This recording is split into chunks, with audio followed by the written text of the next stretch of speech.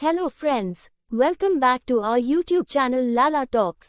हमारे चैनल को सब्सक्राइब करें। चलिए शुरू करते हैं आज की वीडियो। आज की ये कहानी बहुत ही इंटरेस्टिंग है, प्लीज वीडियो को स्किप मत करना। आज की कहानी केतन की है। उसकी कहानी कुछ इस तरह से है जैसे कहावत है कि सिर मुंडाते ही ओले पड़े। केतन का व्यक्तित्व भी बहुत आकर्षक था, गोरा, सुंदर, लंबा और बहुत मिलनसार। वो जवानी से ही हुस्न और जवानी का रसिया रहा। स्कूल से कॉलेज तक उसके किस्से हमेशा चर्चा में रहे। स्कूल के दिनों में सीनियर्स ने उसको बहुत छेड़ा है। कुछ व्यक्तित्व और कुछ कामदेव ने उनकी हथेली पर लाइन ऐसी बनाई कि जिस लड़की की ओर उसने मुस्कुरा के देख लिया, कुछ दिनों बाद वही लड़की उसकी मोटरसाइकिल पर नजर आती थी। उस लड़की की जगह दूसरी लड़की 6 महीने के अंदर ले लेती। तब तक केतन उस लड़की का पूर्ण भोग लगा चुका होता। उसकी यह ख्याति चारों ओर फैली हुई थी। पर वाह रे नसीब लिखने वाले, उसकी अगली शिकार के कान पहले से ही बंद हो चुके होते और पिछली शिकार की जुबान पर तो बदनामी के डर का ताला पहले ही लग चुका होता। कुल मिलाकर केतन भाई के घर वाले भी इस बात से परेशान थे कि अगर उसकी ख्याति ऐसे ही फैलती रही तो उसकी शादी कैसे होगी। डांटने और पीटने के सारे तजुर्बे उनके पिताजी उस पर कर चुके थे, मगर बेकार। किस्मत से केतन को नौकरी इतनी माकूल मिल गई कि रिश्तों की लाइन लग गई। एक बहुत ही खूबसूरत और चंचल सी लड़की सोनू से उसकी शादी तय हो गई।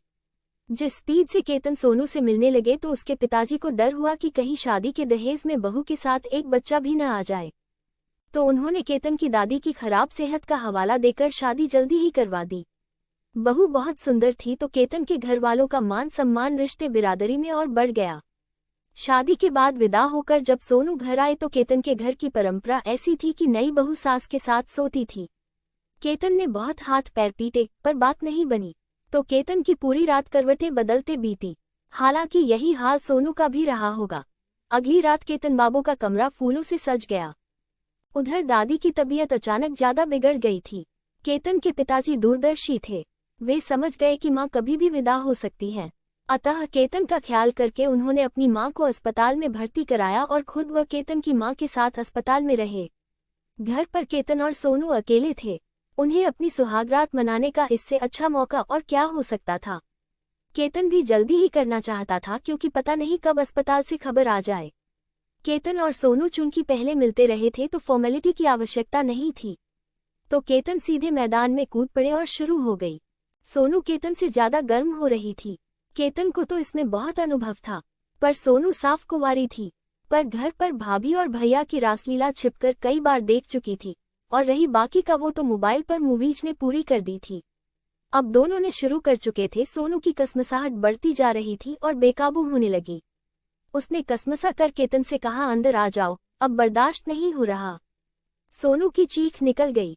केतन ने कुछ नहीं सुना, वो तो गहराई में उतरता चला गया। सोनू की दर्द के मारे हालत खराब हो गई थी। वो केतन से रुकने या धीरे करने की खुशामद करने लगी, पर केतन कहाँ रुकने वाला था। अब सोनू ने भी इसे स्वीकार कर लिया और वो केतन का पूरा साथ देने लगी। कुल मिलाकर उनकी सुहागरात धमाकेदार रही। 12 बजते बजते जब आग कुछ शांत हुई 2 बार करने के बाद, तो केतन उठा। पूरी चादर खराब हो गई थी और सोनू की दर्द बहुत हो रहा था। केतन तजुर्बेकार था। उसने एक दर्द निवारक गोली सोनू को दी। तभी उनके पिताजी का फोन आ गया कि दादी का शरीर पूरा हो गया है, पर उन्होंने केतन से कहा, कोई बात नहीं, तुम सुबह जल्दी आ जाना। केतन और सोनू नहाकर फ्रेश हुए, कमरा ठीक किया और केतन अस्पताल चला गया मां को घर लाने। अगले दिन अंतिम क्रिया हुई। केतन की नई नौकरी थी और बाद में हनीमून पर भी जाना था, तो केतन को ड्यूटी पर वापस जाना पड़ा।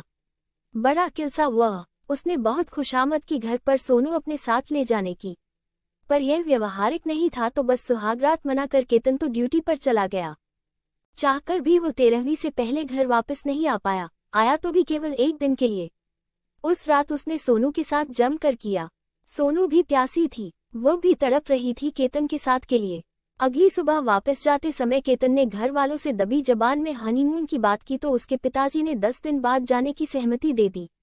कुल मिलकर केतन शादी के पहले महीने सोनू के साथ ज्यादा रात नहीं रह पाया। 10 दिनों के बाद केतन और सोनू 15 दिनों के हनीमून पर केरल गए। सोनू को कपड़े पहनने का बहुत शौक था, पर पूरे हनीमून में केतन उसे कपड़े पहनने दे तब तो वो पहने। शायद गहरी नींद में ही वो बेचारी अपनी टांगें सिकोड़ पाई होगी या नीचे कर पाई होगी। सोनू ने बहुत चाहा कि वे लोग कोई प्रोटेक्शन ले ले, पर जब दिन रात होता हो तो कभी न कभी भूल हो जाना स्वाभाविक था। हनीमून पूरा होते होते सोनू को इन्फेक्शन हो चुका था और उनके इसका नतीजा ये हुआ कि जब घर आने पर सोनू के चेकअप हुए तो वो गर्भवती थी। उसे इन्फेक्शन भी जबरदस्त हो चले थे, क्योंकि काफी समय हो गया था उसे दिन रात करते करते। इतनी पीड़ा के बावजूद भी सोनू केतन को मना नहीं कर पाती थी, पर जब स्थिति सीमा से बाहर हो गई तो सोनू की हिम्मत जवाब दे गई। पहली बार मायके आने पर उसकी स्थिति देखकर उसकी माँ उसे डॉक्टर के पास ले गई तो डॉक्टर ने उन दोनों को जमकर झाड़ा। उन्होंने कहा स्थिति इस समय भी गंभीर है और अगर अब भी सोनू नहीं आती तो शायद उसका बचना मुश्किल हो जाता। डॉक्टर ने फिलहाल कुछ महीनों तक करने के लिए साफ मना कर दिया था। अब हालांकि इनकी शादी को केवल 2 महीने ही हुए थे। सोनू की मां ने केतन की मां से राय करके साफ कह दिया कि अब अगले 3-4 महीने सोनू अपने मायके में ही रहेगी। केतन मायूस होकर अपनी ड्यूटी पर वापस आ गया। अब तक वो एक छोटे से होटल में महीनेदारी पर कमरा लेकर रह रहा था, इस उम्मीद में कि सोनू आएगी तो मकान ले लेगा। पर अब जब सोनू का आना अनिश्चित था तो उसके सामने मकान ढूंढने के अलावा कोई और रास्ता नहीं था। केतन ने अपने ऑफिस के बाहर एक चाय वाले बुजुर्ग जो इसी ऑफिस से रिटायर थे को अपना रिश्वत का एजेंट बना रखा था। उसे जो भी पैसा रिश्वत का लेना होता वो बाबा को बोल देता, बाबा ले लेता और शाम को केतन को दे देता।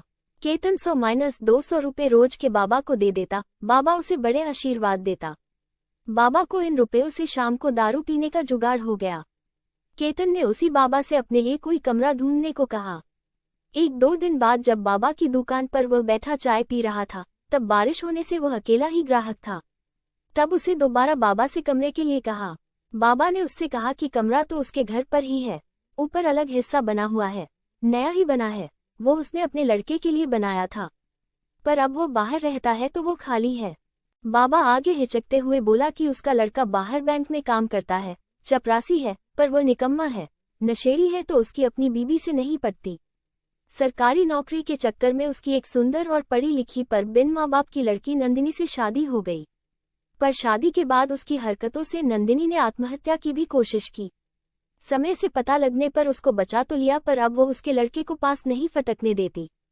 उसका पति मनोज हर शुक्रवार शनिवार घर आता है, पर नंदिनी उससे सीधे मुंह बात भी नहीं करती है। कोई और सहारा न होने से घर में पड़ी रहती है, पर बाबा और उसकी पत्नी से हर समय लड़ाई के मूड में रहती। वो मानती थी कि उन दोनों ने उसकी जिंदगी बर्बाद कर दी। वैसे वो घर के काम में बहुत होशियार है, पर बदजुबान हो गई है, इसलिए बाबा डर रहा था केतन को रखने में कि कहीं वो नंदिनी केतन से मुंह जोड़ी न कर बैठे। इसी सब की वजह से बाबा ने भी शराब पीनी शुरू कर दी। वो देर रात घर जाता, चुपचाप रोटी खाकर और 2 घूंट लगाकर सो जाता है। खैर, केतन के बहुत कहने पर बाबा उसे अपना घर दिखाने को राजी हो गए। केतन के पास शादी में मिली नई बुलेट मोटरसाइकिल थी। वो बाबा के साथ उनके घर पहुंचा। एक पतली सी गली में घर था बाबा का। मकान तो ठीक ठाक बना था। दरवाजा नंदिनी ने ही खोला। आगे क्या हुआ वो आपको पार्ट 2 में बताऊंगी। केतन को नंदिनी मिलेगी या नहीं, अगर मिल गई तो कैसे मिली, ये सब आपको पार्ट 2 में बताऊंगी। अगर ये वीडियो आपको अच्छी लगी तो जरूर लाइक कीजिए और हमारी चैनल को सब्सक्राइब कीजिए। Thanks for watching the video. मिलते हैं अगले वीडियो में।